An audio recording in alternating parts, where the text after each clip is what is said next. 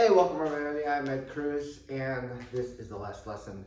Today will be, I think it's episode 27, which I'm filming, and I'm kind of varying it up. I did have a set list of what I wanted to go over, but this topic for today in Wing Chun is the idea of diversification and going all in. So, if you understand Wing Chun and you understand anything in general, there's good and bad in all that you do, and it always exists.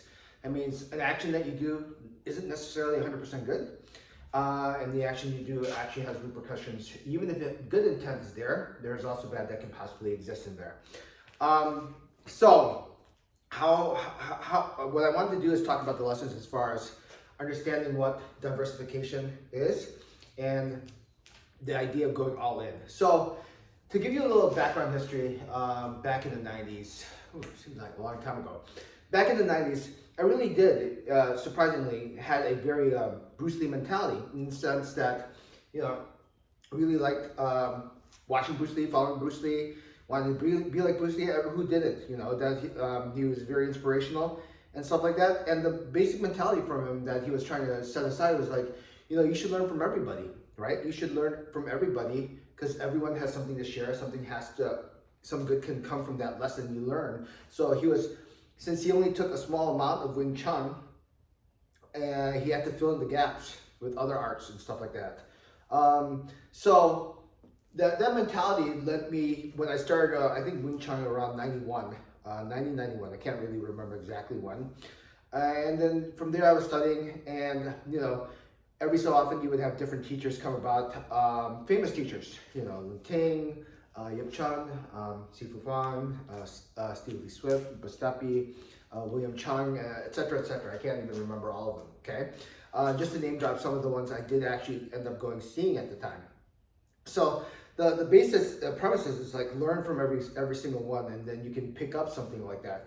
And diversification in itself, that in a sense is a good thing, and it is true. You can learn something from everyone. I'm not saying that isn't the case. But the function of diversification for me, or diversifying between knowing from one concept to another concept and another concept and so forth, I can relate that to the fact that while you can say all Wing Chun is basically the same, it's true. All Wing Chun tries to carry a similar philosophy with it. But the method and madness from one to another is actually significantly different. It's like, well, you can just go to any restaurant. All restaurants are the same. It's got food, it's got substance to you. But there's definitely a difference between going to a regular mom and pop restaurant or a fast food restaurant or going to somewhere fancy like a Michelin restaurant like that. It's still all food, but there's an array of choices to be made.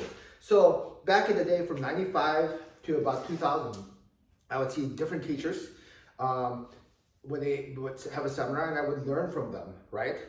And from that, eventually, over that time frame, from the 5-year period, I would see one after another and so forth. But every year I would end up seeing Sifu.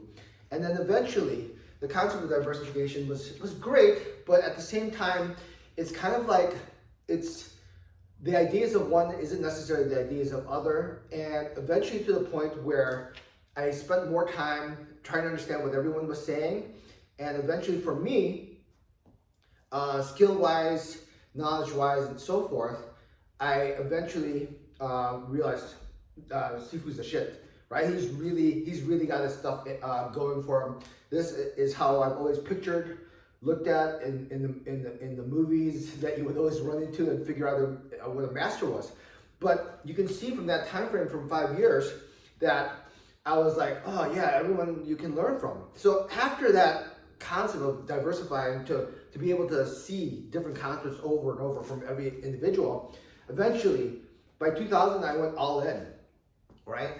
And I really believe that there's a balance between the two. I'm not saying do one or the other, but you diversify, like early on when you're young, you diversify trying to figure out exactly what you like to do. What are you actually going to do? Maybe you had something in your mind that you wanted to do. You don't really know. So you kind of spread yourself out trying to see exactly, I like this, I really like this, I really love this, or this will drive me, and so forth. So being open to finding out exactly what it is very good. But once you find that, once you solidify in your mind after every check, recheck, this is good, this is good, this is for sure good, there's no doubt in my mind, then literally the idea of going all in has served me well throughout my entire lifetime.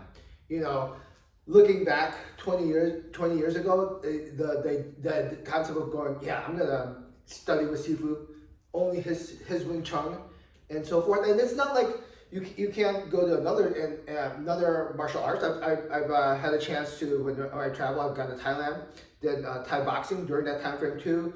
Went to Japan, took actually ninja class, which was very cool. But for the most part, like literally 100% in, I went all in with Sifu's Wing Chun. And I think when you get to that point where you can find it in your mind and you're like 99% sure this is really what you want to do, then I really do believe going all in is the way to go. Just from my own experience, it's always served me from any aspect of life that we could talk about. I was diverse to see, try to figure out things, but eventually once I realized what it was, I went all in and committed to that idea. And I think if you look at that and understand how this principle works, it'll serve you well also, okay? That's pretty much it.